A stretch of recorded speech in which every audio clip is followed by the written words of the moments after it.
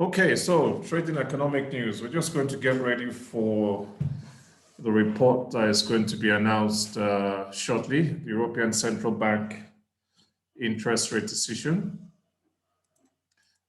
So in preparation for that, we're just going to go through the motions again. Obviously, starting off with the economic calendar. As we know, the economic calendar gives you a guide to how you're going to plan your trading day. So today is Thursday, the 22nd of April. And again, I'm using the GMT plus 2 times. The GMT plus 2 times, which because I'm in Rwanda, so always make sure you use your own local time zone. So, although we've known since the beginning of the week, but again, just going through that again is that we know that today, 22nd of April, looking at the economic calendar, shows that the European Central Bank interest rate decision is due out at 1:45, so in about 10 minutes.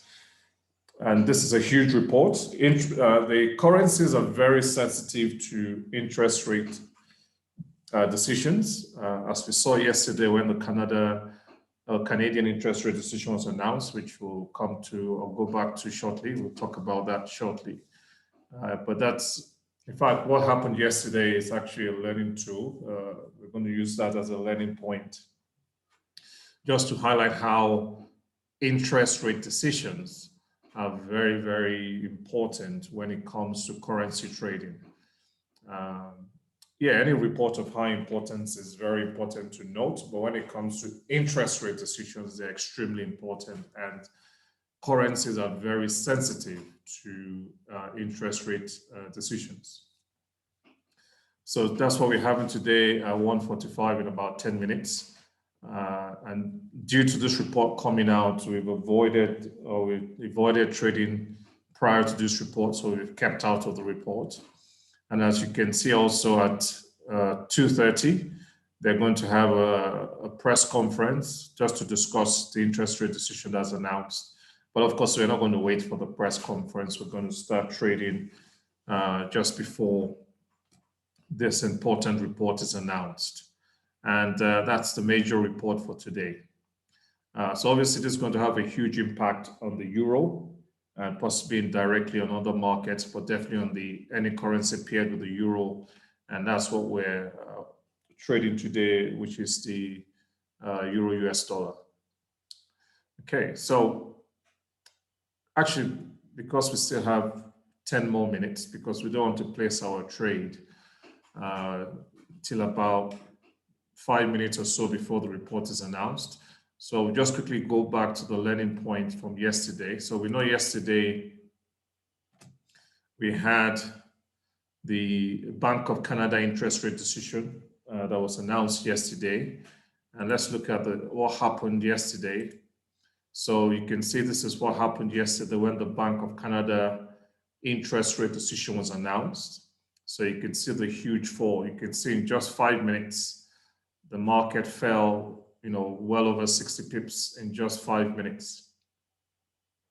So this is how interest rate decisions can affect currencies. And the market actually fell in total about 174 pips yesterday. So from the time the Bank of Canada interest rate decision was announced, so from the time it was announced at this time, the market, from that time it was announced till the end of the trading day, the market fell 174 pips. So this shows you how currencies can react to interest rate decisions. And also, again, don't forget, as a trader, you don't use the word always or never. The words always or never do not exist when you're trading. You can't say this is what always happens.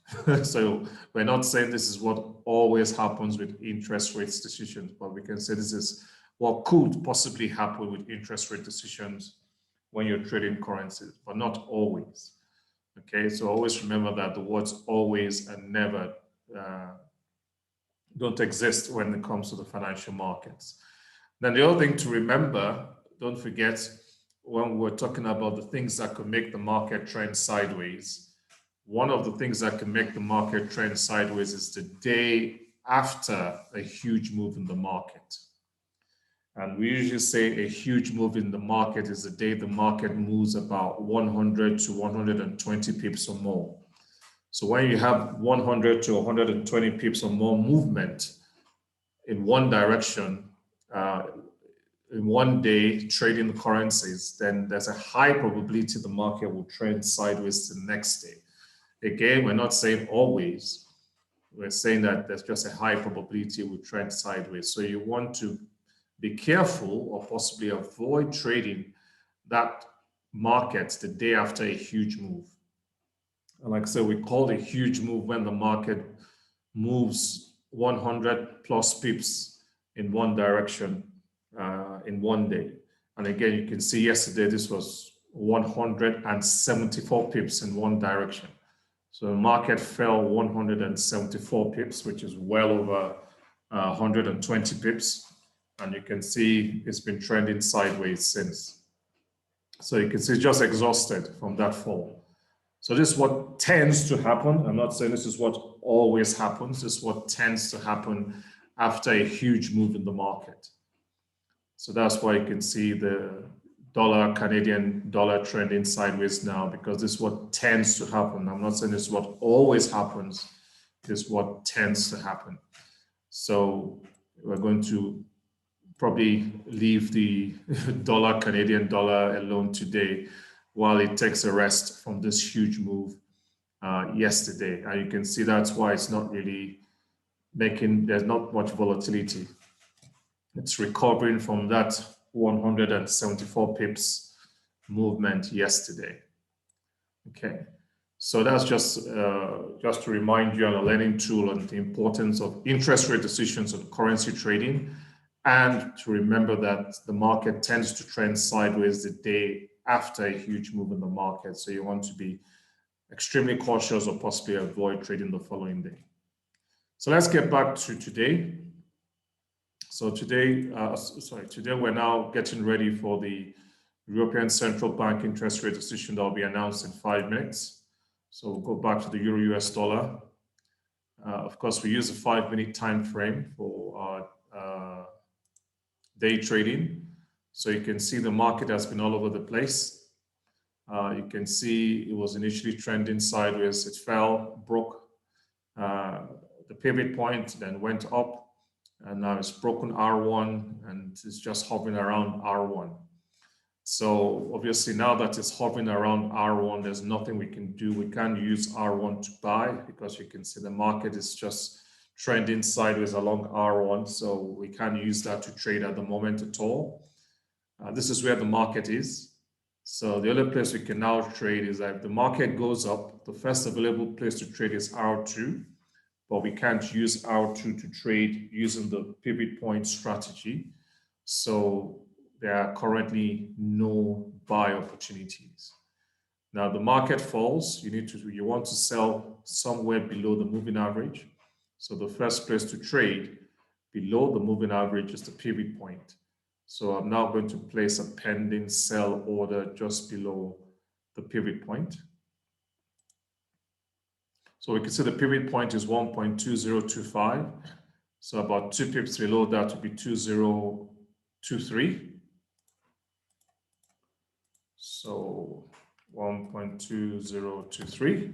So I'm selling 2 pips below the pivot point, 2023, with a 20 pip stop loss, 1.2043, and 60 pips profit limit. I'll just bring up the calculator. So that will be 2023 minus 60. So that's 1963. So my take profit 1.1963, 1963. So there we are. So we're now ready for the report. So the report is announced and the market goes up. Unfortunately, at the moment, there are no buy opportunities. The market itself hasn't formed a market resistance. R2, we can't use R2 to trade using the pivot point strategy, so there are no buy opportunities. There's nothing we can do. But if it falls, the first available place we can sell using the pivot point strategy below the moving average is the pivot point. So I already have my pending sell order there, 2 pips below the pivot point with a 20 pips stop loss and a 60 pips profit limit. So we'll see what happens. Okay, just having a quick look at the other markets. If you have any questions, you can either send your question through the question box or you can raise your hand while I just quickly scan the other markets and get ready to place my trades there.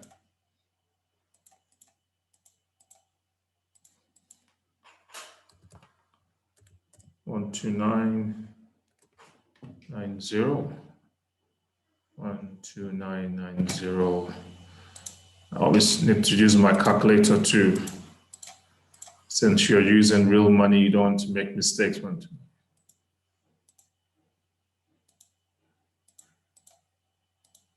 So 13010.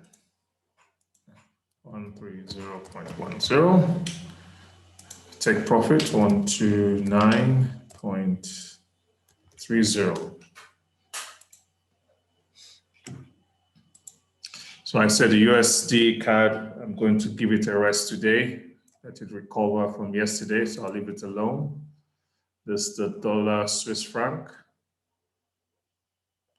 So that's 919174.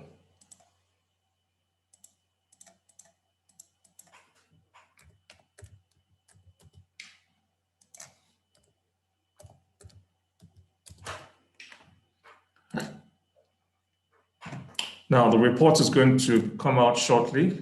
Yep, it's now 1:45, so the report has been announced. So we'll see what happens. But like I said, we've already made our own decision as to what we're going to do.